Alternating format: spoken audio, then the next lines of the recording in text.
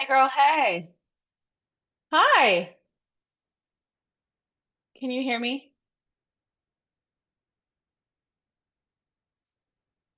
Yes. Hi. How are you? Sorry. Long time no see. Good. How are you doing? Just hustle to do the daycare pickup before they close at 5 so we can do our call. So I apologize. I was having to get on a couple minutes early. Oh, no worries. Okay. You're in your RV and slow, just lit Livin. I'm loving your social channel. I'm living for it. Thanks. Yeah, it's a good time. It's a good time. Um, do you have any questions about today's call? Yeah, I have like a little presentation that I've used before, so I can like put it in the like share my screen, put it in the background or Perfect. whatever if you want me to like kind of click through and talk like that, or if you'd rather just it be more like a Q&A type thing. Whatever works. Okay, no, I think that would be great. We'll let you drive. Okay. All right, let's start letting people in. I'll just do a quick intro of you and then hi. Mm,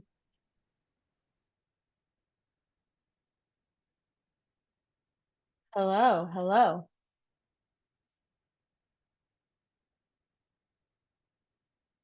Are you in slow right now? Just outside of it, yes. Like 20 minutes away.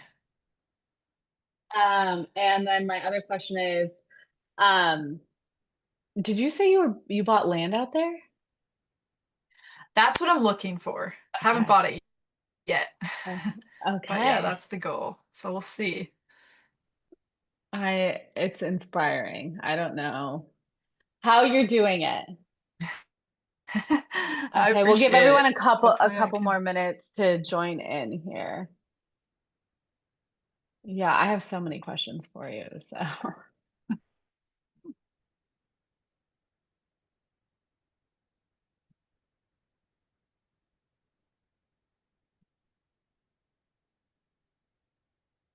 hi, Shannon. Hello. Emily was like, I want to learn about real estate. Allie, here we go. Oh, I she's know. hi. She's about to go into an audition, so she is not going to learn about real estate, but I'll fill her in. Yeah, I think she's probably the most knowledgeable tween, or is she officially a teen? She's I a think she's teen. a teen. She's 14 now. Are you a teenager? She's a teenager. It's official. I'm excited to hear about Dom too. She's the best. Over a Eek. hundred flips. Incredible. Amazing. Amazing. Okay, so while people are trickling in, a little bit about okay, is it your Instagram handle is Dom Flips Nola? Your name is Dominique. Which name do you prefer to go by? Either one is good. Most people just call me Dom. It's Okay. just easier. All right. Okay, so Dom has been a full-time real estate investor out of New Orleans. She's done over 100 deals flipping out of state, on the road, traveling full-time, and has a portfolio of single-family rentals in New Orleans as well, generating passive income as a goal for long-term wealth retirement. And they do everything outdoors and with her husband. And I had the luxury of actually sitting next to your husband thinking he was a stalker of yours at BPCon because this guide's just following you around on stage with a camera, but like he's seated next to me and he just couldn't take his eyes off of you. I'm like, who is this guy? And then after chatting with him, it was your wonderful husband. That's awesome. Yeah. So I think for now, we'll go ahead and just hold our questions until the end, and we'll let Dom kind of give us an overview of how she does such incredible flips so far away because I can barely manage mine down the road. So with that, here's Dom. Awesome. Yeah, thanks for having me. And happy to share anything I can that's helpful for you guys about flipping. I obviously specifically flip out of state, so that's, has its own challenges and unique set of things that go along with it. So I'll share a little bit about out of state investing, just flipping in general, but if any questions come up, just let me know. Is it cool if I just share my screen? Absolutely. Okay, cool. Let me share this. Can you guys see this?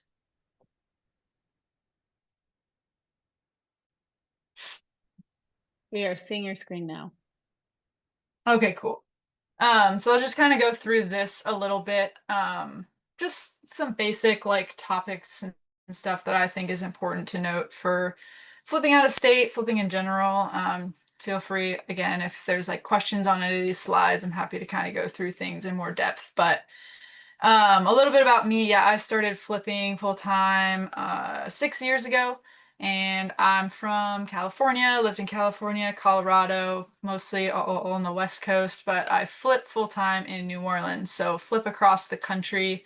Um, we are flipping 13 houses right now. We usually keep about that volume of flips going at a time, and so have really just scaled it up from literally just starting out, just doing like one or two at a time to the volume we're doing now. So there's a lot of management, oversight stuff that goes into that, especially because there's large volume going when I'm not physically there. So that's kind of some of the stuff we'll talk about. But I think there's like 5 things that I'll go over that are pretty important as far as flipping out of state, especially. But choosing your market, finding your deals, funding your deals, building a team, and then just managing the renovation. So let's jump in.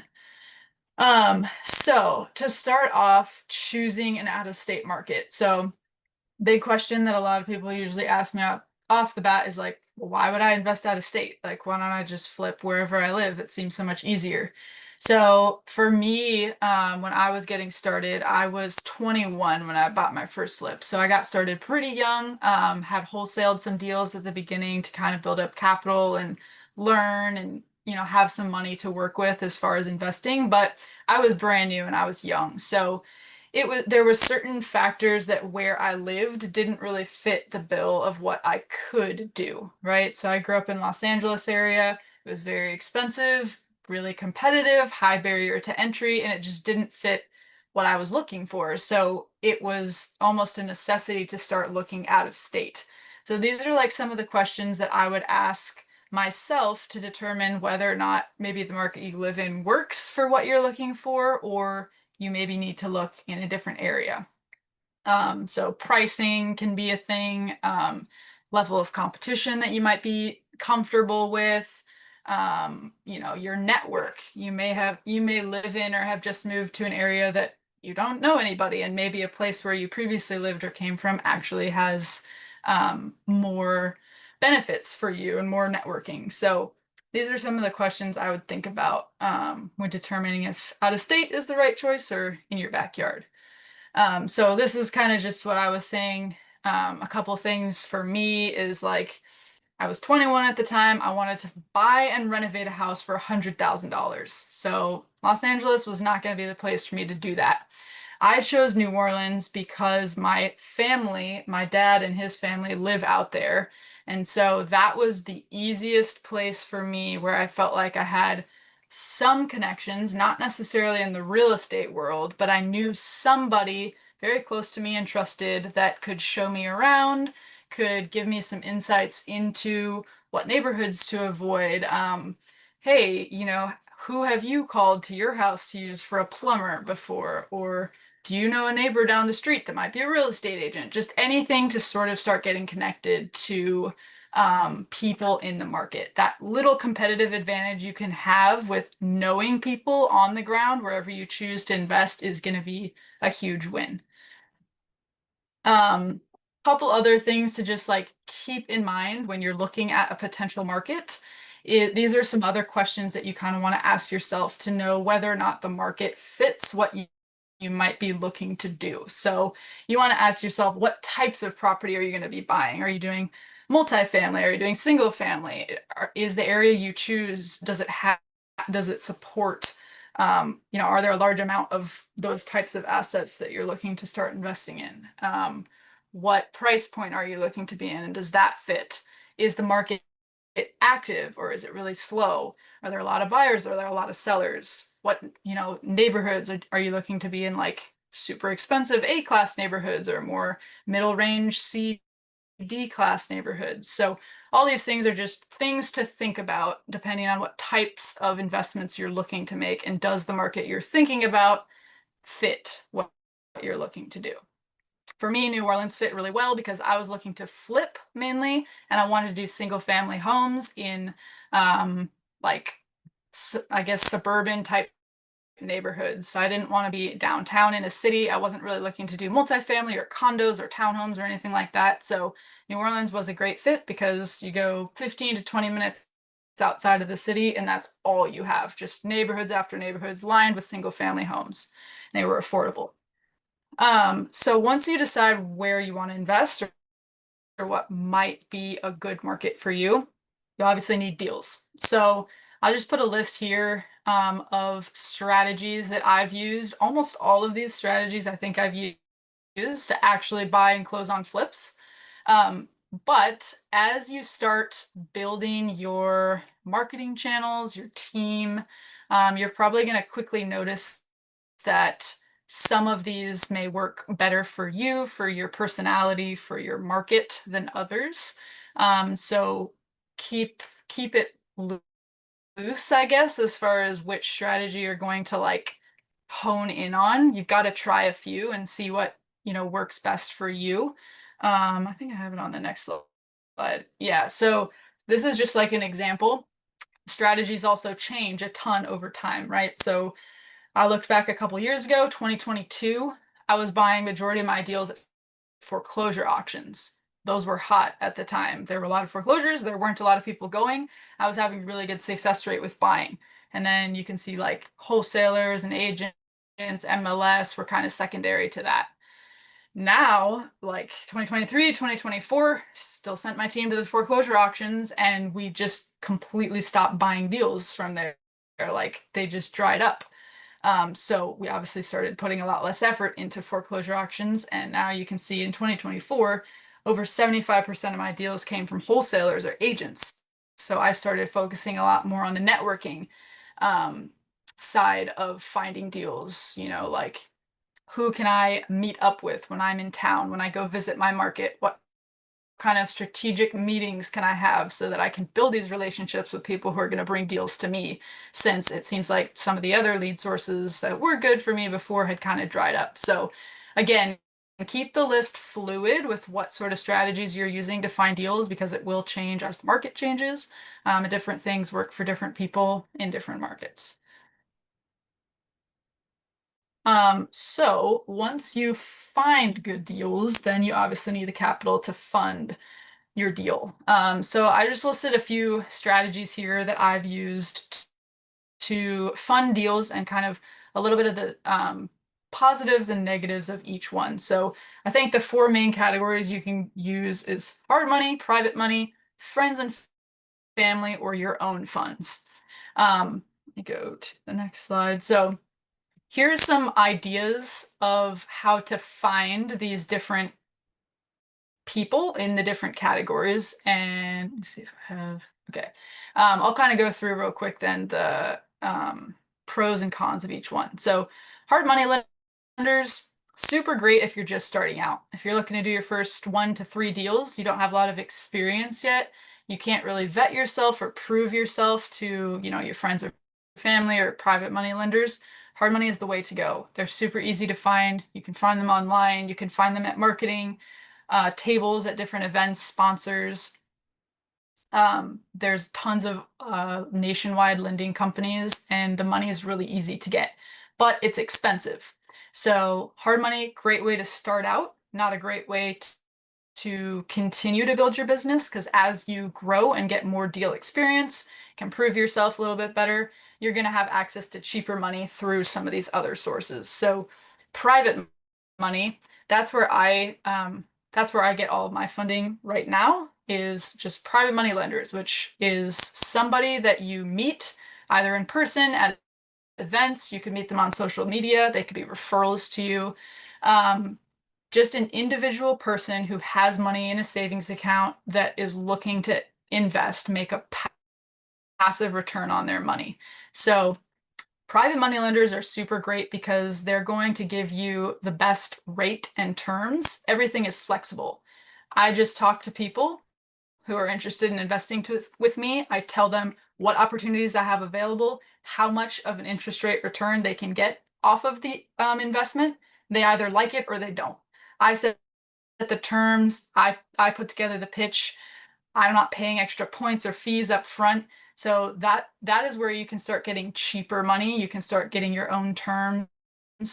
But again, the only way that you're going to attract people like this is with a little bit of a track record. People are usually going to ask you, well, how do I know my money's safe? How do I know that you're going to do what you say you will with it? And that's where you're going to want to start getting, a little bit of a deck of experience that you can put together, a packet of your past experience and how your previous deals have gone. So if you've done a couple deals that have gone really well with hard money, put together a little presentation about yourself and how your deals go and start pitching it to private money to get the cheaper rates. Friends and family obviously fall into that boat a little bit too with private money. However, they may be either even cheaper or just easier to attract because these are people that already sort of know and trust you. It just may be more limited because you only have so many friends and family, whereas if you're pitching for private money, you can literally pitch to anyone in the world. And then, of course, you can use your own funds. If you have your own funds, that's how I started. I wholesaled some deals to build up capital. And my very first, probably 4 flips that I bought, 4 or 5, I bought all with my own money. So that was my way of getting started, building a reputation, and kind of getting that deal deck to pitch myself in the future for private money. Okay. So the rest of the time, I'll just talk really quickly on building a team. So obviously this is the most important thing, whether you're flipping in state or out of state, but 100% the most important if you're flipping out of state. And this is where you probably if you start thinking about how do I flip out of state? Like that seems so daunting. It's comes back to the team. You could kind of wrap your head around, okay, I could find a good deal. I could probably figure out how to fund it. But how the heck am I going to find people to flip houses across the country that I'm not even there? How am I going to trust them? How are I going to know what they're doing, if they're doing what they say they're going to do, and all of that? So this is super important. Your flips will rise and fall based on how good your team is. So like before you even put as much effort into finding good deals, funding good deals, picking a good market, put effort into building a good team from the start. And so that's why I also recommend, if you're going to flip out of state, to pick a market where you have some sort of competitive advantage in the sense of building a team. Like I said at the beginning, I picked New Orleans. One of the big reasons is because my dad lived there. And I had that slight competitive advantage to getting to know people on the ground, getting connected somehow, some way to people who were in New Orleans. So heavily rely on any sort of sphere of influence that you might have, friends and family, if you're picking an out-of-state market that you're not going to be. Use the digital world to your advantage too, to meet people, literally like this call, like Zoom meetings, Facebook groups, bigger pockets, events, anything like that you could use to meet people that are all over the place it just makes it so much easier these days to actually meet people digitally, and you don't have to necessarily be in person to meet people. Let's go to the next part. So these are some of the big lessons that I've learned about building a team. It is a daunting task. And at the end of the day, you honestly just have to start somewhere. So the first thing is, don't worry if your team isn't set in stone right away. It's a process and people will always come in and out. I think this is a big misconception, like even looking at a business like mine and now where we're doing tons of volume at a time, is to think that my team is like set in stone and perfect and we've been working together for all 6 years, every single person. Absolutely not. every single year people come in and out of my team. I have to fire people, I have to bring new people in because our volume is expanding, let people go who haven't been doing what they say they're going to do. So your team is it's an ever like forming thing. You're always going to be bringing new people on, letting new people go. So don't get set on you have to build the perfect team from day one. Um, you need to be super committed to pouring into your team even more than they're going to pour into you. So this is something I found. This is one of the ways I've probably found some of my best team members that have stuck around for the longest is just being committed to helping like raise people up. So a lot of the times, like contractors that I've worked with, they may be doing their first full renovation. They've done like kitchens and bathrooms, and they're trying to break into that space of doing a full renovation, or doing 2 or 3 jobs at once. Somebody who's only currently managing one job at a time. Some sort of value that you can bring to your, potential team members, whether it be contractors, agents, lenders, whatever it is. But look for people that you can pour into, that you can help raise up, and you guys can grow together. Is kind of point number 3 too. People that you can grow with and add value to each other. Those have been the types of relationships that have stuck around with me the longest. Um, and then the last thing is make sure you're building multiples of everything that you need, because the best time to build your team is before you need it. And what I mean by that is if you're currently only doing enough volume for one contractor, maybe you're only doing 2 or 3 jobs and one contracting team can handle that much volume. You should have like 2 or 3 really solid contractors in your circle, because at some point that contractor is probably going to screw up or going to do something that causes you to need to bring in a second one. And if you've already got a project that's midway through and then you're starting to look for, a new team to replace them, that's like the worst time to build a team out of desperation. You want to already know that you have backup people ready to go when like things go wrong, because they will. Um, so here's like a little bit about my team and who is on my team, some of the key players that I think you need. So for me, it's been 3 groups of people. Contractors have been at the top of the list, the most important. Um, I have 3 contractors, pretty much general contractors that I keep busy pretty much full time. They just work for me. The way that I do it is I always work with the general contractor who then hires a bunch of subs that work under him. So I don't actually have to manage or talk to or keep track of the subs that are actually on the job site every day doing the work.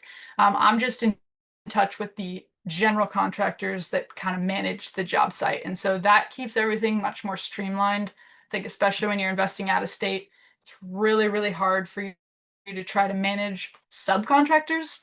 If you're able to just find one good oversight player who can manage the actual job site and you just have to communicate with them, that's definitely the best way to go.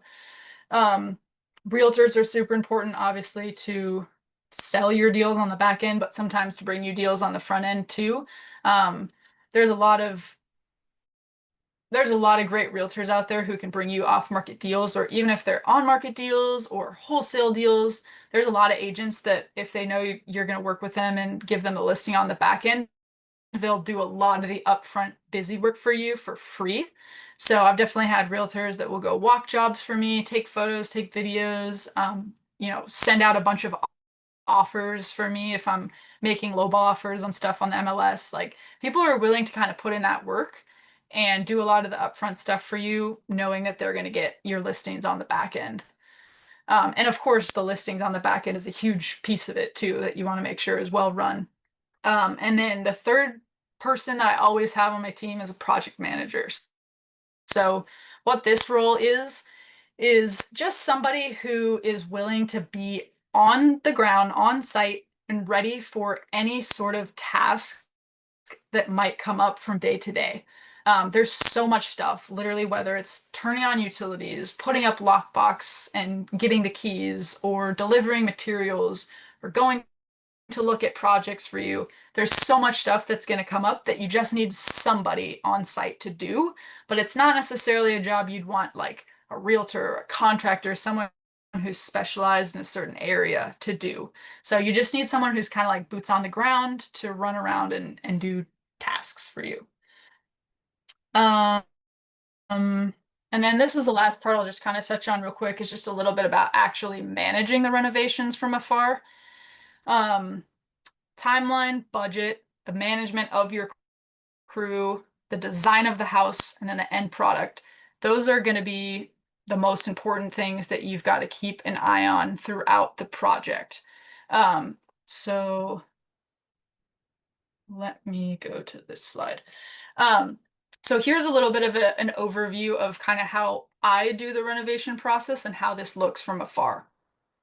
So step one, when a deal gets presented to you, something you see online or someone sends it to you, you want to get somebody from your team, if possible, to get out to the property and walk it. If it's not going to be you, somebody that you know and trust to go get pictures and videos of the house that they can send to you, but they also walk through it. So that way, if there's ever foundation issues, or if there's termite infestation or water damage or something that you might not be able to see from pictures and videos that maybe a wholesaler sent you, you can get somebody in the property to kind of give you a firsthand opinion of anything that might be off with the property. Once you get the pictures and video back, this is where you got to get really good at analyzing rehabs from videos from afar.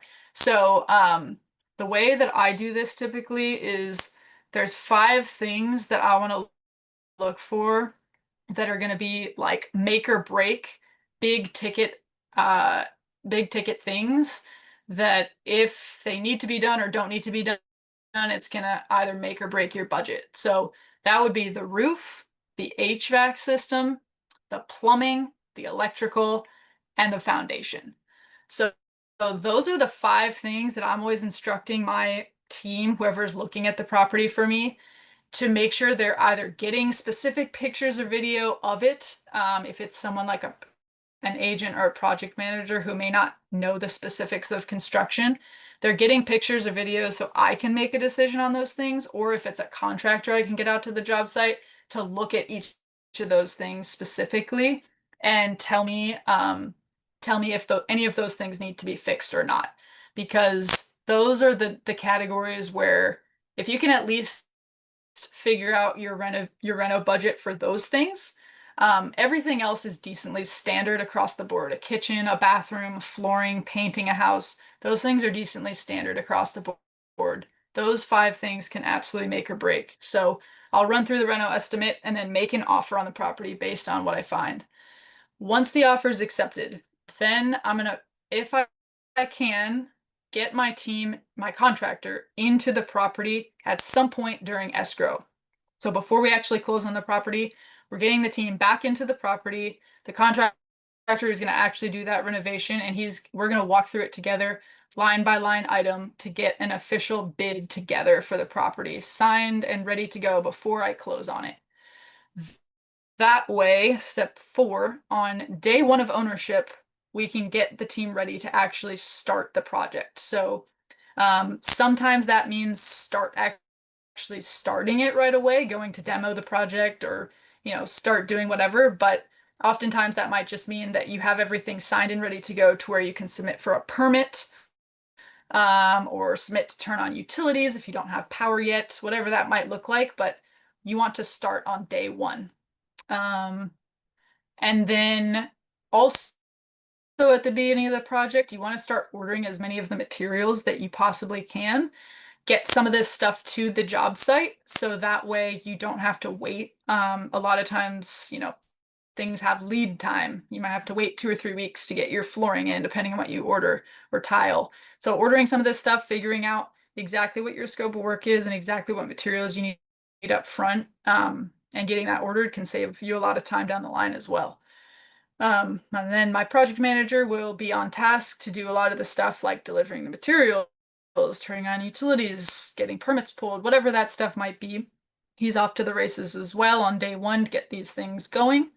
And then throughout the project, your contractor contractor will just kind of manage and set the expectations of what you guys outlined in that invoice on day one to make sure that everything's staying on track with the timeline and the budget.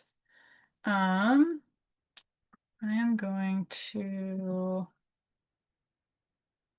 stop sharing this screen now and turn it back to you, Amanda. That's kind of what I had to just kind of briefly overview on Briefly, everything. that is like, But if there's anything else I can go into more detail, just let me know.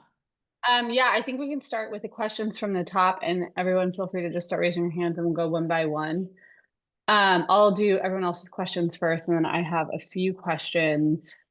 Okay, Alicia asks, what does SOI mean when you're SOI under family and friends for private Oh, money lending?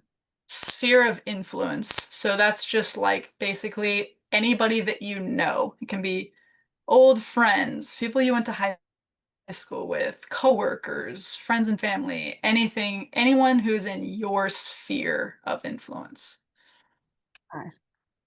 What are your hard money lending terms that you give? Or what are the terms that you give for private money lending? Yeah, for private lending, I always do 12% annualized interest, which basically just comes out to 1% per month that the money is in use. So it's interest only. There's no points or fees up front like you would probably see with a hard money lender. Um, just straight up interest. And then I do a 1 year term as well with no prepayment penalty. So it ends up just being super easy. It's literally just 1 point per month that the money is in use since there's no prepayment penalty. As soon as the deal is done, I pay off the principal and then the interest stops. Amazing.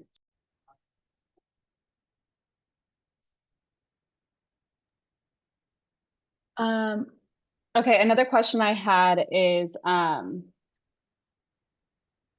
did you get your capital for your first flip? Capital for my very first flip came from wholesaling fees that I had saved up. So before I got into flipping, I was doing wholesaling for about a year and a half and had just started saving money from all of those deals that I was doing. And that was what ultimately funded my very first flip. The next, I think I did maybe 4 or 5 flips like that with just my own money that I had saved up, not at once, but one at a time, starting slow. And then once I had a little bit of a track record to prove the first 4 or 5 deals I had done and that they had gone well, I basically put together a little presentation showing what I had done and started pitching that out to private lenders. Amazing. Okay, I have a personal-ish question. Because you're doing 13 flips, how are you insulating yourself from market shifts, right? Like, do you hold on to a certain percent of capital if you had to bring money to the table? Like, what is that? What are those guidelines that you personally follow to make sure you're not overextending yourself? Yeah, it's a really good question. And it can be hard to do sometimes because I mean ultimately you really never know what's going to happen to the market. But I think you're exactly right. Like a big thing is making sure you're not overextending yourself, making sure that if you do go over budget, if you hold the house longer than you're thinking you might need to, that you're not going to just run out of money on month one or one invoice of overages from your contract, you're going to run out of money. So I started scaling slow. Like I first was only doing 1 or 2 deals at a time. Then I was doing 4 or 5 or 6 for like this. I mean, I'm 6 years in now, and have just kind of gotten to where we're doing 10, 12, 13 flips. So it's slow. You scale it slow and you grow with what, the resources that you have without going too fast and overextending yourself. But at the same time, like it is a little bit hard to judge exactly what's going to happen. You could get lucky and you could have a bunch of flips sell super fast for way more than you thought, or you could have all at once a bunch of flips never sell and your holding costs go way over, so you have to have a little bit of just like flexibility, I guess, to not like to not be too, or don't have your expectations set that everything is gonna like go super perfect just because you're scaling slow, you feel like you're following the steps, like the market could still shift and everything could change overnight as it has been over the last couple years. The market's shifted like crazy. So Nicole, I'll let you jump in, and then Mike. Awesome, thanks. I had a couple of questions. The first, you know what, I'll just piggyback on this question in terms of like insulating yourself in markets. Like today in this market where we're seeing, I think the whole all the media storm around buyers are now outnumbering sellers are now outnumbering buyers. Redfin now expects like a 1% price decrease this year. Have you shifted your buying strategy at all? And what does that shift look like? yeah, absolutely. I started shifting my buying strategy probably like 2 or 3 years ago, as the market was just starting to slow down, which I know some of you guys might be based in Seattle, just due to James, but at least in like New Orleans and other markets across the country, like we started seeing a pretty good slowdown like at least 2 years ago now. And so as soon as I started to see the market shift just a little bit, I tightened up my buy box a lot and just changed some things as well. For example, a couple years ago, I was heavily focused in buying in the 200K and under price point, which in New Orleans is like the super entry level, like pretty much as cheap as you can get a nicely remodeled house is around 200,000. So all of the flips I was doing was in that lower end price point, which for a while was working really well because there was so many buyers in that price point. That was like the sweet spot to where everybody could afford it. You had lots of competition when you'd go on market. But then when the market started shifting, interest rates went up, insurance rates went way up, and those people started getting priced out of the market. A ton of my inventory was just starting to build up and sit in that price point because people couldn't afford, like those first time home buyers were now becoming renters. And so those houses were constantly falling out of contract or not, people weren't getting to the closing table. And so I started shifting to buying in the next tier up of price point where we were maybe selling to like second time home buyers or people who had a little bit more income flexibility, and like that started working a little bit better. But now like the market is kind of shifting again to where, at least in my market, like people are taking the route of I'll buy something that's slightly less upgraded, or slightly more affordable, and I'll be willing to exchange that for like getting a little bit of a smaller house or a slightly less updated house. So like the houses that are like super well done and priced at the very top of the market aren't selling right now because people are trying to save where they can with everything so high. So it's just keeping like a pulse, a really good pulse on the market of what's doing well, and what's not. And if it's not with your own inventory that you can do that with, then it's really important to get into like groups like this or great networking local meetup groups where you can talk to other investors who potentially do have a huge amount of volume going and can give you kind of their insights on what is happening from, on the day to day. Thank you. That's super helpful. The other question I had to do with, I think it was slide 2 or 3 on your deck. I don't know if we can pull that back up. I forgot what the question was. I kind of need to see it. Yes. What do you know what topic it was about? It has totally slipped my mind, but I'll know right away as soon as I see the slides. It was slide 2 or 3, like it was pretty early on when you got into the content. Okay, let's see. So choosing a market. Oh, I know. You had something about, does your market that you're choosing, does it favor kind of you or the end buyer? Now, when I think about like a buy and hold, that's pretty easy. Is it a tenant friendly state or is it not a tenant friendly state? But when I think about flipping, what are kind of the things that you watch out for in a market where you would say it's more friendly to the end buyer than to the flipper? Um, that's a good question. I don't know that I would say it's necessarily more like friendly to the end buyer than the flipper. But there's definitely kind of like I was just talking about on the last point, like there's definitely just different levels of end buyers, and it's important to know in that market that you choose, like who you're dealing with and what they're looking for, which should really tailor like what kind of product you're putting out. So it's important to know like are the majority of the buyers in your market first-time home buyers? They're going to be using like an FHA or a VA loan, for example, because those types of loans have specifications. The house has to meet certain criteria and everything just for people to be able to use those types of loans. So like you just have to know like what types of buyers exists, or is it a market where there's more well-off, like wealthy buyers that are looking for is it like a vacation home market? Are they looking for a second home, or are they more experienced in buying? You're dealing with like third to fourth time home buyers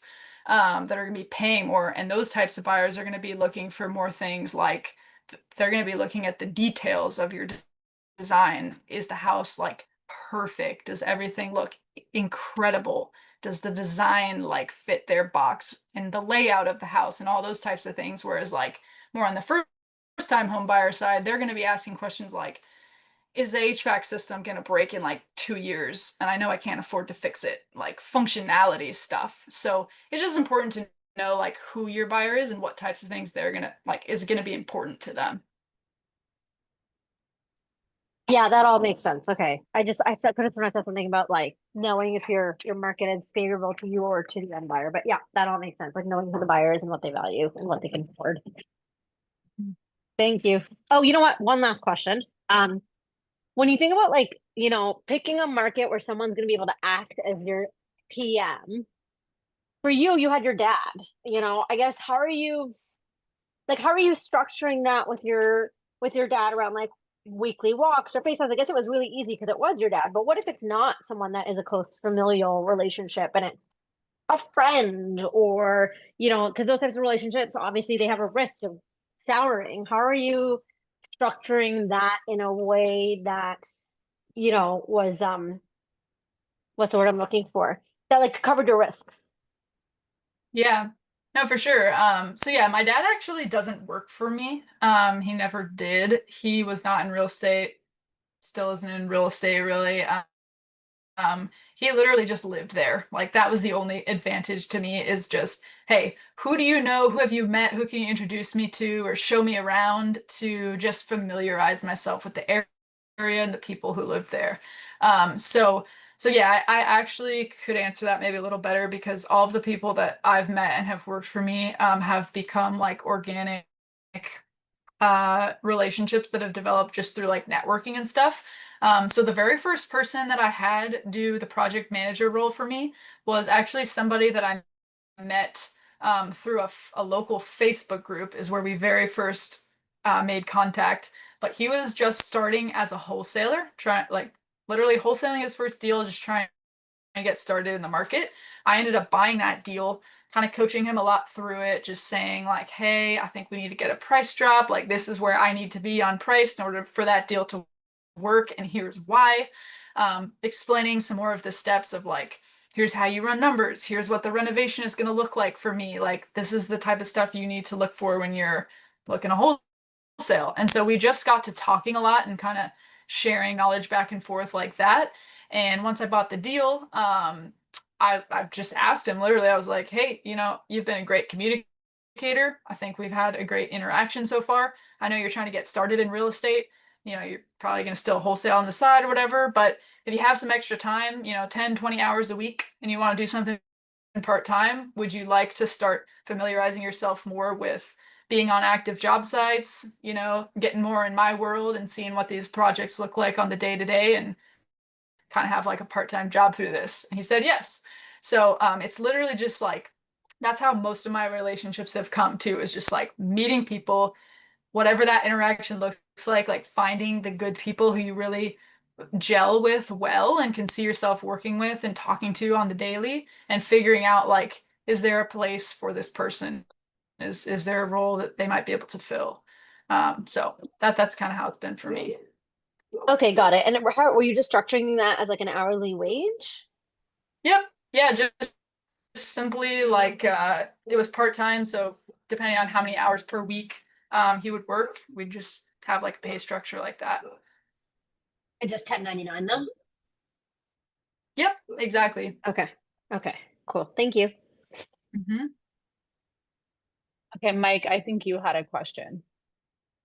She answered it actually with the last little bit.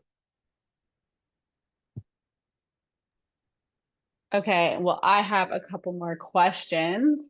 Um, what are your favorite, or do you use any special systems or software, anything like that, that we should all be jumping on? How are you managing and tracking? Like for me, I'm in light fixture hardware purgatory, always cycling through my houses because if I send it to one of my flips, it's going to grow legs and it might we have a lot of porch pirates here in Seattle, so I feel like I'm always just there's so much inventory amassing. If I take it to my job site too early, even labeled, it will tentatively get broken or not installed correctly. Like, how do you manage that piece? Hmm. Yeah, for material delivery, you're saying, or more on the material side. Yeah, I think man, there's no like great answer I can give or any like specific software apps that are like helping me incredibly on the day to day. But as far as like material stuff goes, I've found it really helpful to try a few different design styles, a few different products that kind of fit the design like uh price point I guess that you're going for, like whether it's a cosmetic flip that you want to look like sort of more rental grade because it's very entry level, or if it's something that's more high end, like find a couple of different designs that work for each of those categories. Color schemes, like tile choices, vanity choices, cabinet choices, and colors.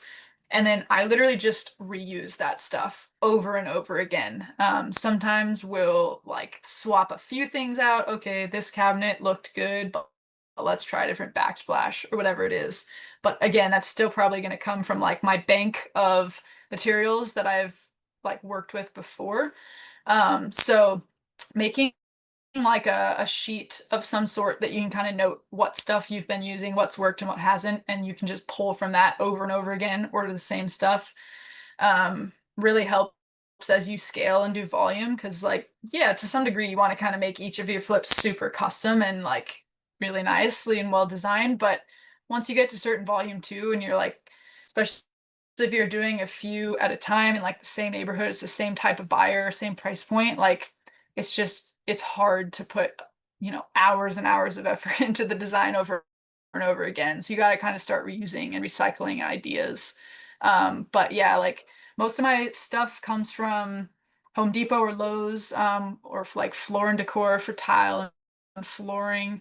Um, Cabinets and counters I usually will get from like a local supplier. There's typically like better pricing when you go to some of the local shops, and a lot of times they can do delivery and install too for cabinets and counters, so you don't have to have those sitting on your job site like you were saying. Just call them when you're ready.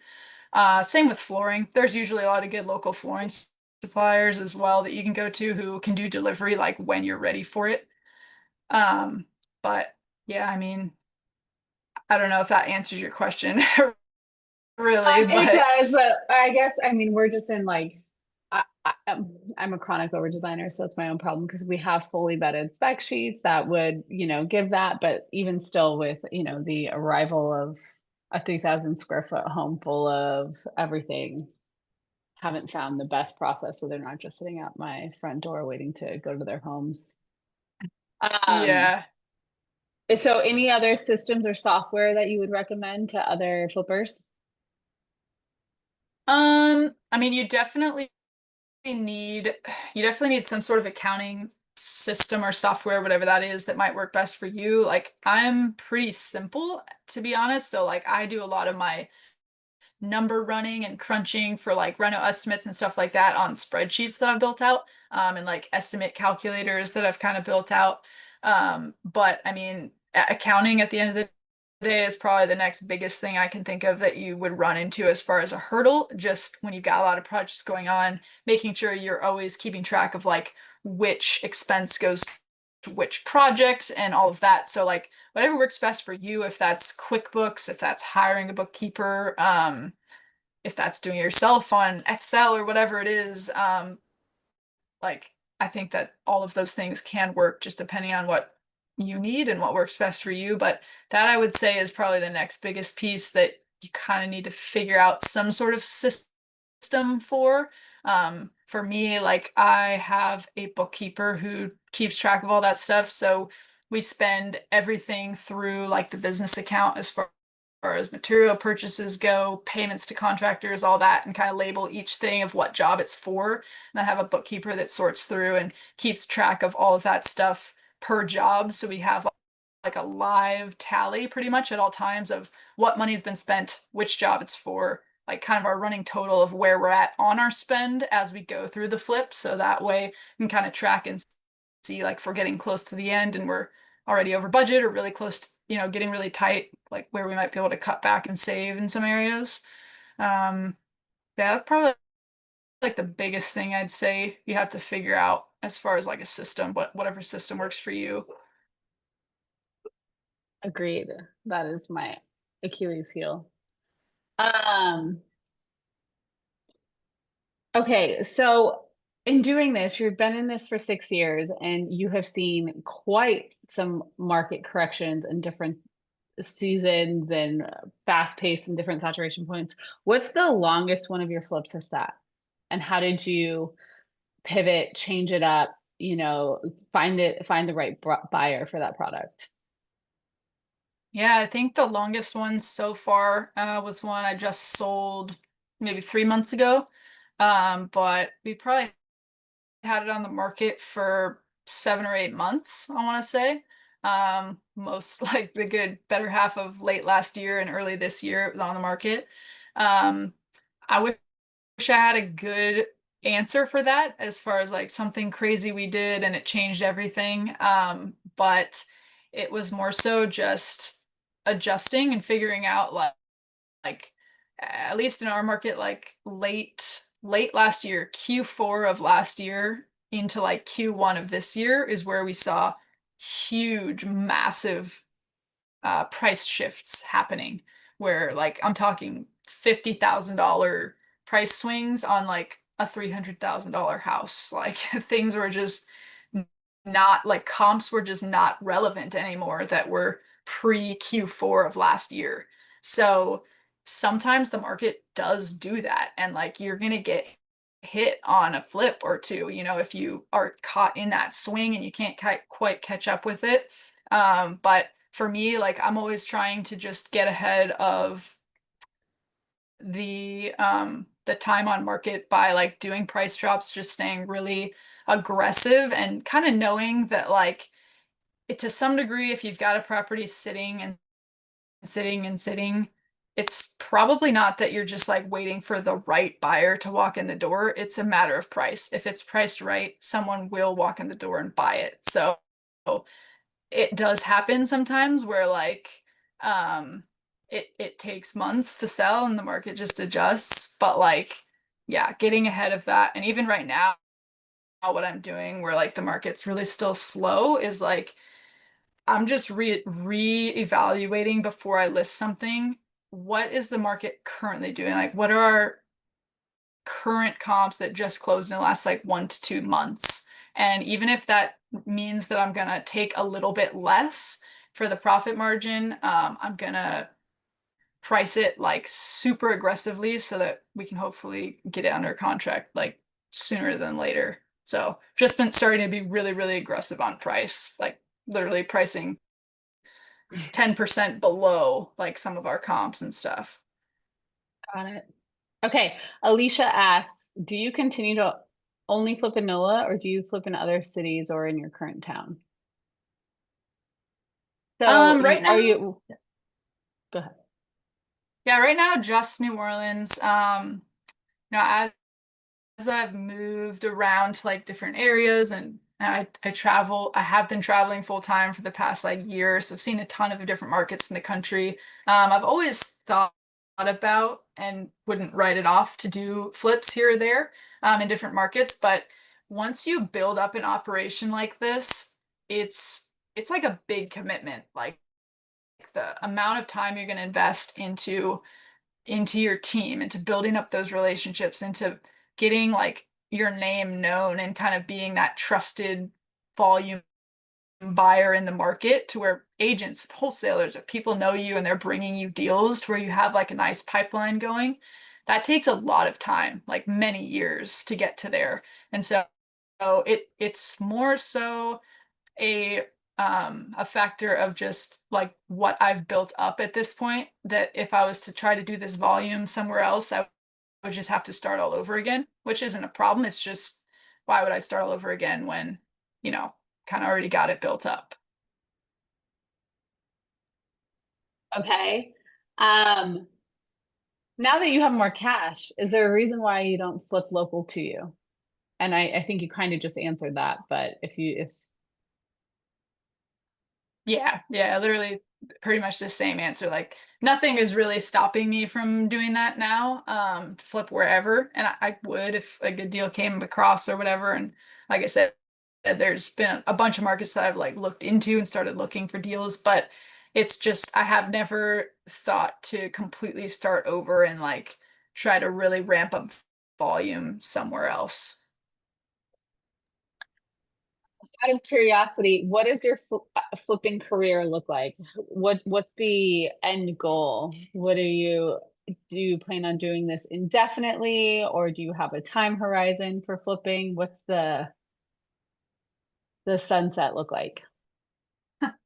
That's a good question. I'm not really sure, and I'm never like opposed to never want to say never because I just don't know what the future holds. But as far as right now, like I'm pretty happy with the volume that we have going. I don't think I have goals to get it too much higher than this. That's it's at a good place right now where the amount of houses we're buying, like I don't necessarily need to flip all of those houses.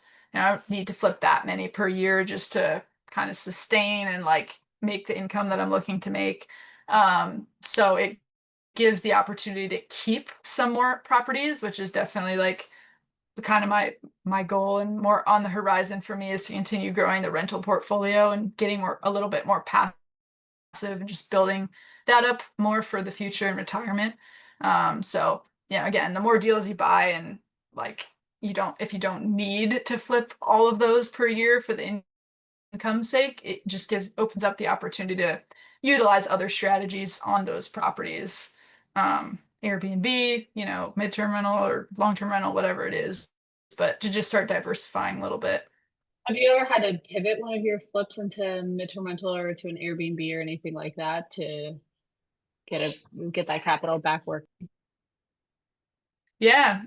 So when I was mentioning where I had to kind of make a price point pivot from doing like the lower end 200K and under type deals to slightly higher end properties, I had I think I had maybe four properties at that time that I had to pay back my private lenders. Our timeline was kind of running up as far as getting them off the books. And so, yeah, I had to pivot and switch those into long-term rentals, which I still own those properties now. So that's like another thing too to kind of keep in mind as far as like uh kind of hedging yourself a little bit with the market is, do you have a second exit strategy that you could implement if you needed to?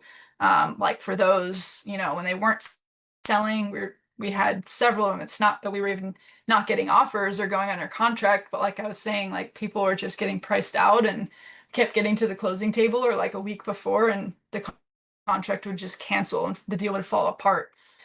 So it was being like, okay, what are we going to do now? And so just refinancing those properties, putting permanent debt, 30-year debt on them, and then renting them out. So if you have a second backup exit strategy, that is a great way also to hedge against market changes. Jack asks, is wholesaling or marketing still part of your process to acquire? No, it isn't. I don't really do any direct to seller marketing anymore just because I've put a lot more focus into the relationship side of the business, building up the relationships with wholesalers and agents and other people who are going to bring deals to me. So I've spent more time and money into that than I have into direct to seller marketing, but I feel like you can kind of choose one way or the other. You can either put all your time and effort into going out and getting those deals directly, or you can put your time and effort into building relationships with people who are going out and getting those deals directly and having them bring them to you. So that's just a personal preference. It's not because it's better one way or the other. I've just decided to go more the relationship route. That makes a lot of sense. Okay, Nicole, out of all the markets you've been seeing during your travels, which has seemed the most appealing for flipping outside of New Orleans? Um, that is a good question. Can't say that I've looked into any of them super well to know. But one market that I'm sort of interested in or would potentially consider is like some of well, there's a few, but Midwest markets I like a lot. Spent some time in Indianapolis, met some flippers who were working out there, and I really liked the model out there because it is kind of another one of those markets where you can oftentimes turn the deal into like a rental or an Airbnb or something, have a secondary exit strategy if needed because the price point is still pretty low compared to what, rents and stuff are getting. So I liked that market, had considered doing some stuff there. I've looked into some parts of Minnesota as well. Minnesota seems to have still a like kind of surrounding Minneapolis area, a really strong buyer demand. No, I know a few people flipping out there as well, which is kind of what got me curious and had some good conversations traveling through there. Yeah, super low days on market still and not a lot of inventory in the outskirts of the cities. So I liked that a lot. Um, but again, I haven't like fully dove in and like bought a deal in another market to know for certain.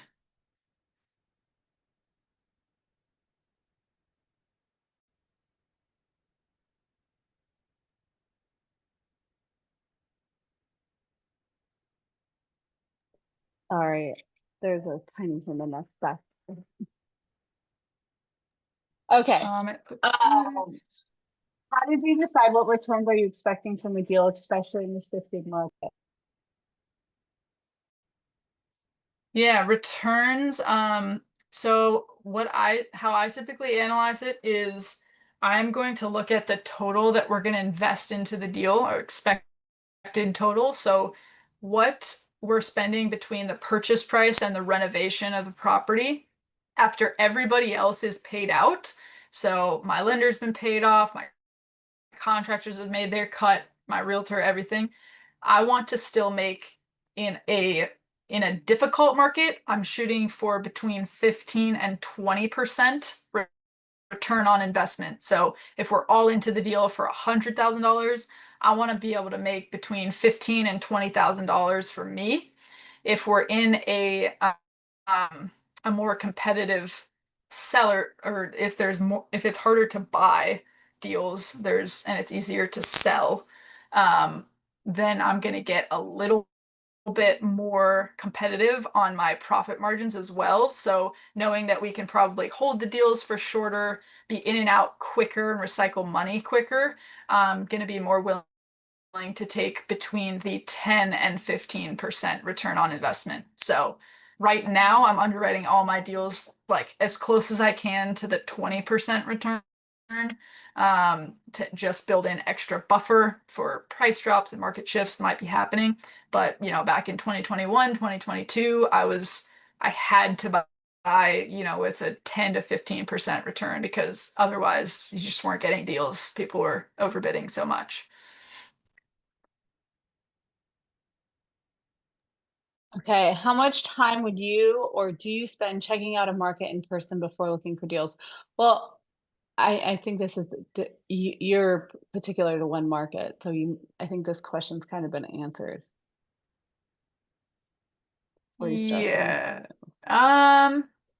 It's a good question though, like if you're just starting out looking for a market. I mean, for me, when I very first started, I spent I spent probably like I took a couple of trips. I don't know exactly how many days, each one was, but I spent a good chunk of time on a couple different trips, just like going to the market and just learning about it, just driving the different neighborhoods. Like I had looked ahead of time on Zillow and Redfin to just see, market data, what areas were, what types of assets existed in what locations. So that kind of narrowed it down for me of, okay, where are the single family neighborhoods that I want to invest in?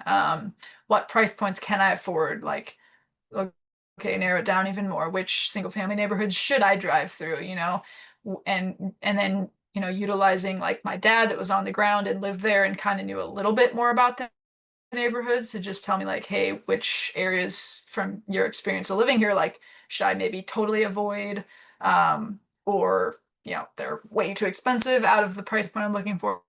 So just kind of utilizing both the data, looking into stuff ahead of time, and then actually getting on the ground and seeing it firsthand. That was like a huge step for me that I would highly recommend if you're going to invest out of state.